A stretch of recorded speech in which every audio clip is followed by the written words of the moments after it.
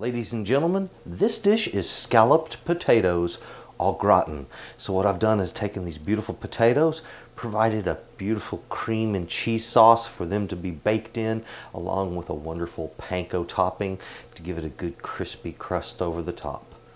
Folks, give this a try. You're going to enjoy it. It's delicious.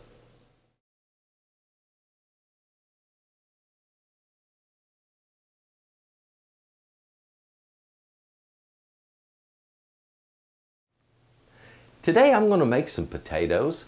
This is going to be a fabulous baked potato dish. Now, that doesn't mean I'm going to bake potatoes and then make a dish. That means I'm going to make a dish and bake it. Now what this is some people call this scalloped potatoes. Other people call this potatoes au gratin. A few people call it scalloped potatoes au gratin, which is really a little more accurate. And there's a few that might say potato casserole. All in all of those terms are absolutely correct for this dish. Let's kind of go over what's going on there. Scalloped. What are people talking about when they say scalloped? Does that mean it's sliced? Well, some people interpret it that way, but it's really in reference to the shape. When the dish is made, the round pieces of potatoes sticking out on the edge look scalloped, okay? So they call that scalloped potatoes. A lot of folks that make scalloped potatoes say you don't put cheese in scalloped potatoes, but you do in potatoes au gratin. Well, I guess you could do either one of them either way. Au gratin is a French term. Now I'm pronouncing it like a Texan. But this French term, au gratin, means that there is with a crispy topping is what it's referring to. It has a crunchy or crispy type of topping. So when you have an au gratin, that's what you're talking about is the topping on it, not whether it has cheese or not.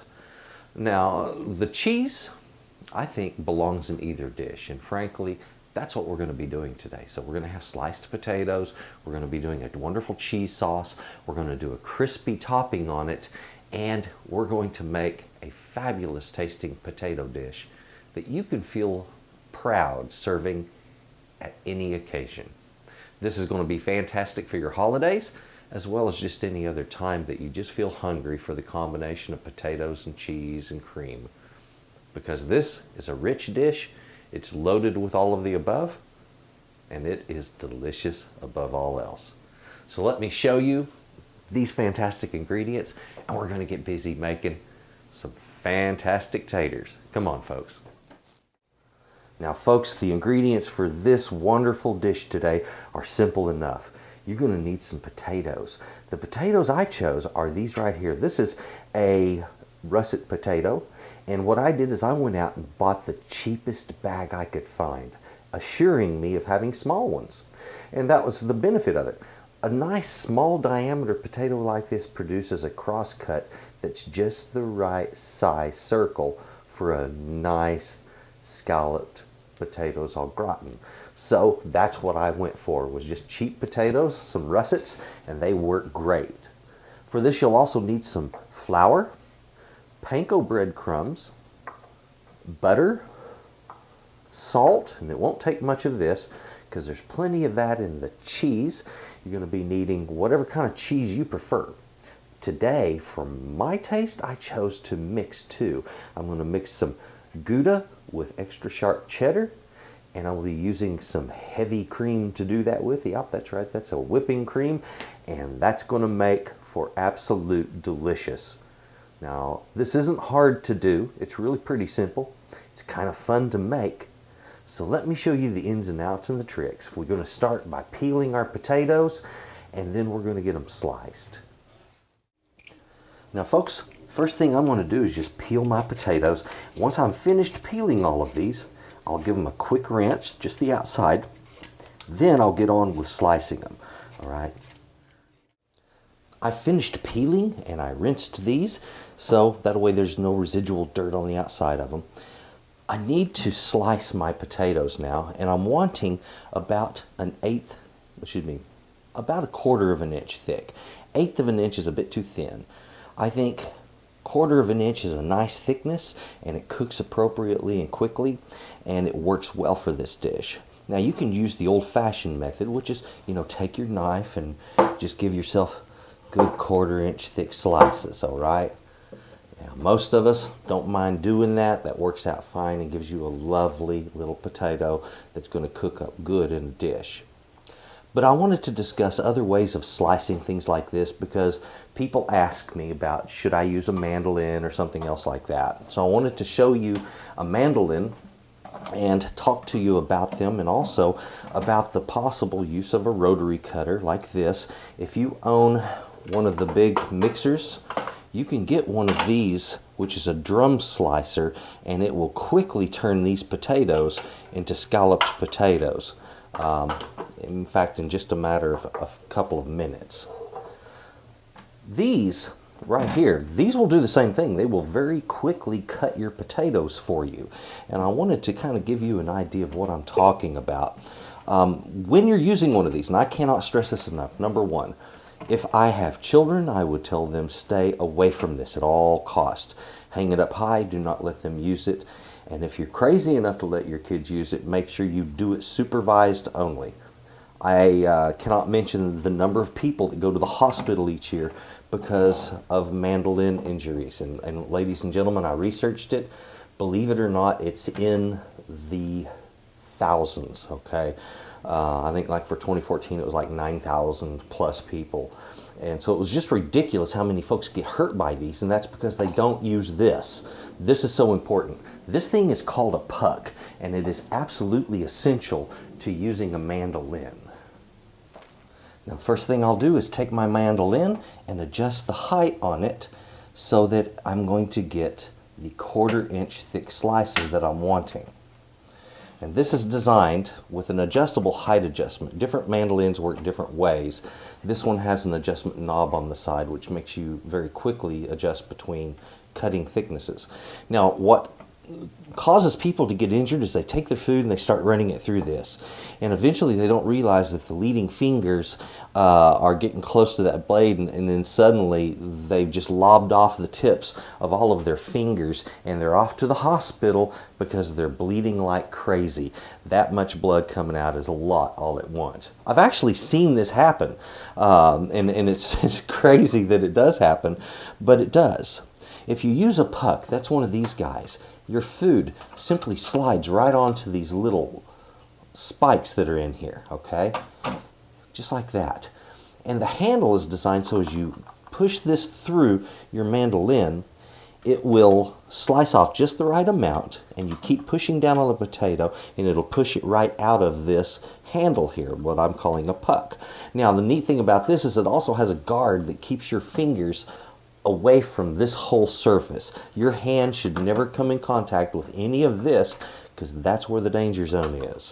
You simply take this and run it through the blade. Now, my potato slipped out. If that happens to you, simply put it back on, put it on the board, and run it through. There you go.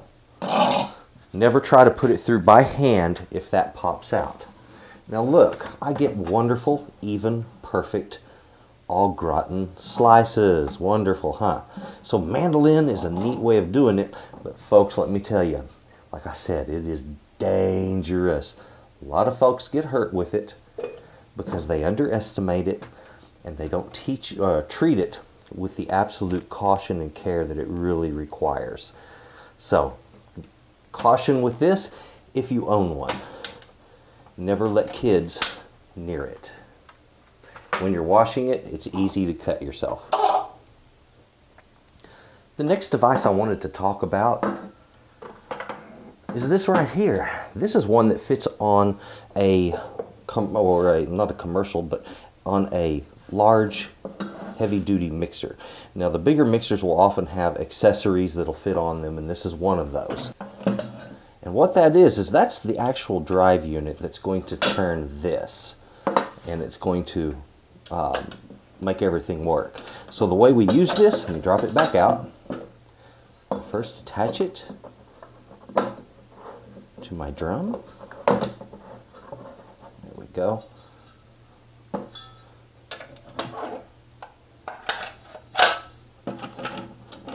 when I attach this to my mixer, it'll slice those up beautifully. These guys are always so much fun. There we go.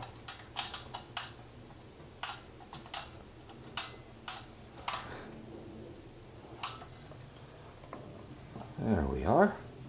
Now what I do is I drop my potatoes in this and simply push them down, and this will spit them right out just as quick and clean as can be.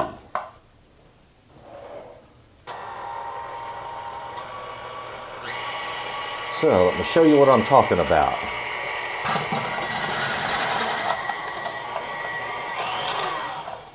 Now this gave me thinner slices. So you have two different drums for this. So as you can see, very quick slices. Now that you've seen some of the faster ways of doing it, let's get down to that knife technique again. If you want to do it safely with your knife and not waste a lot of time, let's talk about a little safety first. When you're going to cut, always keep the fingers turned under on the bottom with this knuckle right here vertical, okay? That's the one the side of the knife slides on, all right? Thumb always behind the fingers, okay? They call this crab technique. And that's the way you hold your food, just like that. So when you slice, you get an even slice and you're safe as you do it, okay? Now, holding the knife, you're going to pinch the blade right where it ends, okay? Where it meets that handle. All right, you're going to pinch it with the thumb and first finger and wrap those fingers around the handle, and then you got a safe cutting posture. If your hand is back here, that blade can turn suddenly, and then suddenly you're faced with a situation you don't want to be faced with. If you're pinching the blade, that cannot happen. All right, so always do that. Focus and simply make 1/4 inch thick cuts. And as you can see, with a steady rhythm, you get a perfect cut, even slices, and it is not hard to do, okay? So if you would, take your taters, get them all sliced up the same way. Now something else I want to mention, if you want to make this even safer, let's give a flat spot, okay? So I'm going to take off part of that tater and give him a place to set so it doesn't roll around, so that as I'm cutting, I can then do so safely without worrying about cutting myself, okay? There's no substitute for good knife skills in the kitchen, and it doesn't take long. As you've seen, I've pretty much plowed through my potatoes. Folks, I have finished slicing. We've got all that taken care of. If you'll notice, I've put a couple of pieces of garlic out here. I started thinking, you know, I love garlic, and I love garlic in my taters, so I'm going to show folks how to infuse this with the flavor of garlic without having to chop it up and put it all down in there. Alright, so we're going to start with the butter. Get the butter right there in our pan. Turn that on. As soon as the butter is melted, we'll be cooking it with the garlic. If you would like, this is a good time to go ahead and set your oven. Turn it on, set it at 350 degrees Fahrenheit. There we go. The butter's mostly melted. I'm going to crush my garlic, just like that. And I don't need to do anything more than that. Right there, that garlic, as it cooks with the butter, is going to infuse with it the oils of the garlic, infuse with the butter, and it's going to make this wonderful, wonderful flavor. Something else that's going to be happening is we're going to see the butter brown a little bit, and of course we're going to cook our roux, brown that, and that's going to add an even deeper flavor to the whole dish. It's going to bring out just wonderful tones, and you can't get that any other way but just to take your time with it. Look at there, we're just basting that garlic in that hot butter. Oh. Now, how do I know when I've cooked it long enough? Well, folks, right now that butter is extremely garlicky, all right, and it's going to impart the flavor of this garlic throughout the dish. I've just broken those pieces apart a little bit so they will finish rendering out their oils. Now that that has cooked, and it didn't take long, just a minute, all right, I'm just starting to see a little bit of slight tanning on the edges of these pieces of garlic. So I can take them out now.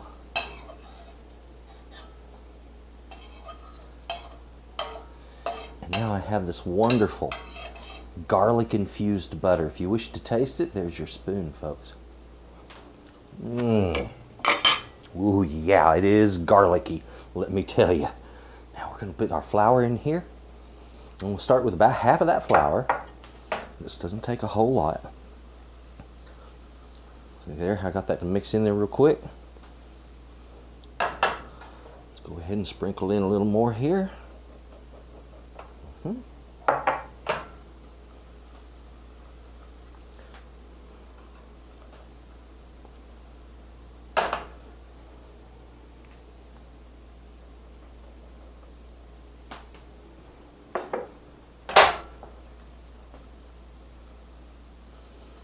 There we go. Now we got us a roux started. There you go. Now you get the same view that I get. You stir this here. Now what I'm doing in this initial cook phase is I'm cooking out the flavor of the raw flour. We've got this wonderful tasting butter here that's garlicky butter. But I have the flavor of flour in the dish now also. I don't want that flour flavor to be the flavor of raw flour. And if I cook it, and it doesn't take long, just a few minutes of cooking will remove that raw taste. It's going to make it good. Now I have kind of an even medium brown color on this. I'm going to go ahead and add my cream. You can stir all of it in at once. And don't be afraid, it won't clump on you when you're doing it this way. One of the reasons I don't like my roux to be too pasty is when I move from one step to the next, I want it to be quick. And this allows me that opportunity. So what I want to do now is simply bring this up in temperature. And once it starts getting nice and warm and around about 150 degrees or so, that is where I'm going to have a good temperature to melt my cheese in. Do you have to have a thermometer for this? No, you sure don't. You can do this without a thermometer, but the thermometer just kind of helps you keep an eye on things and know what's going on, know what's happening in your dish. All right, my temperature's coming up quick. I'm starting to get a little steaming. And when I get my steaming action, that's when I start putting in cheese.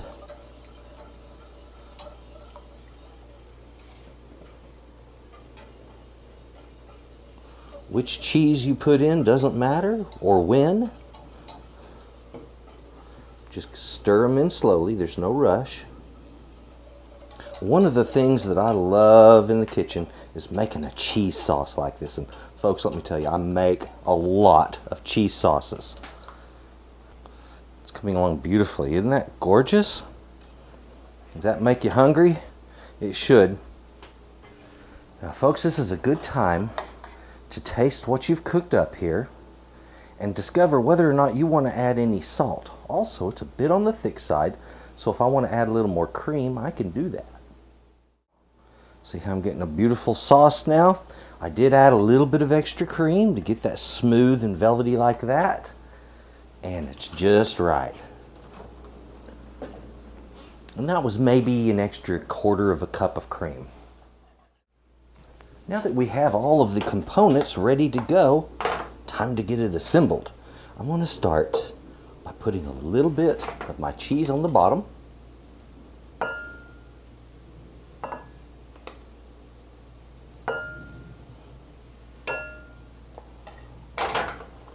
And you don't have to be neat about this, but kind of getting it a little bit uniform wouldn't hurt. So we've got potatoes, more of our cheese sauce, and in this case, cheese and cream sauce.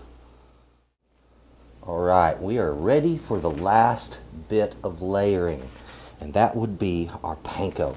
We want to just very gently sprinkle this. Go around your edges first. There you go. across the middle.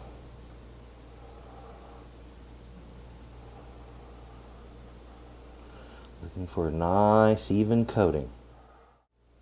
Now folks, why did I use panko instead of some other breadcrumbs? Well, this is an au gratin, and an au gratin means that it should be crispy on top. Alright?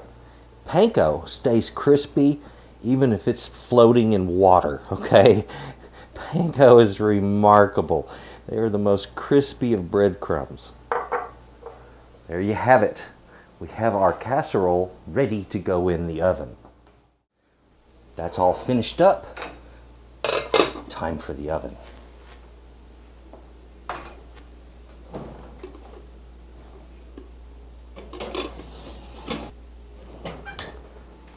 Okay, that's down in my oven now. It's in there at 350 degrees. I've got a lid on it.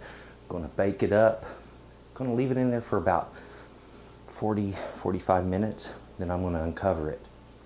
Then I'm going to bake it for another, well, at least 15 minutes, maybe longer. A couple of things are going to determine how long I bake this and when I remove the lid. First of all, when I first take the lid off, I'm going to check those potatoes. I'm going to see if they are firm or soft. If they're firm, I'm going to put the lid back on and bake it a little longer. If they're soft, we'll leave the lid off. We'll let it brown in that oven. Folks, at this point, just be patient, set your timer, check it in 40 minutes. Pulling this out of the oven to check it after 40 minutes.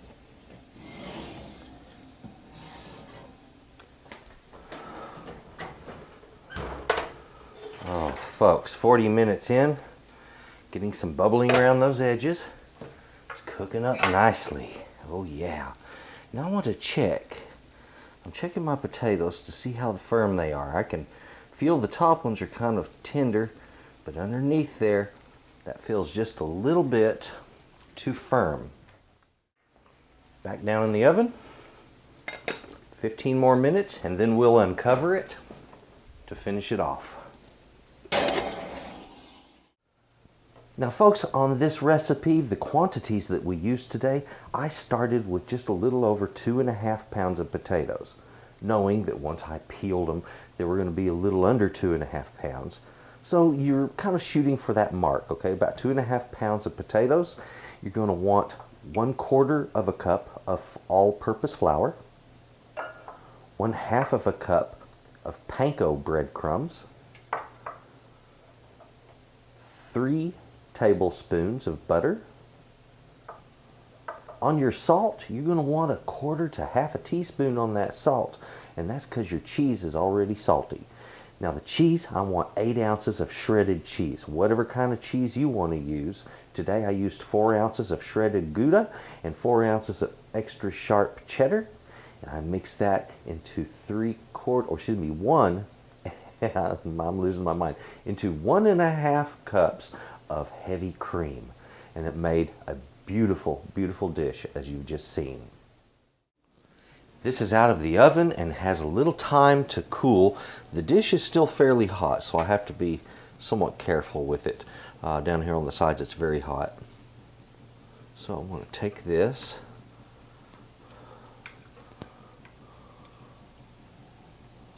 There we go.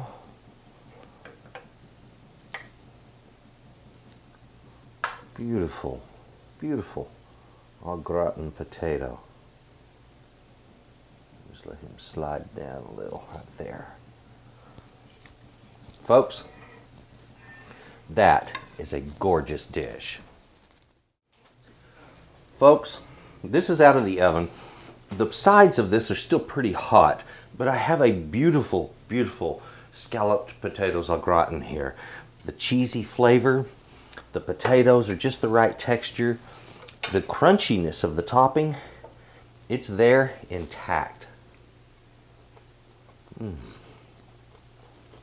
The cheesiness, wow.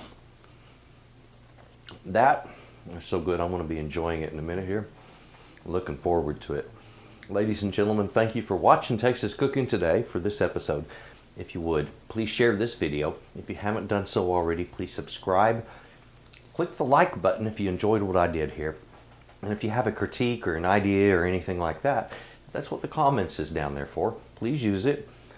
I do answer a lot of those. Can't get to all of them, but I do try to. Thank you very much. And folks, if you would, please enjoy your potatoes and have a very good day. Bye-bye. Yeah.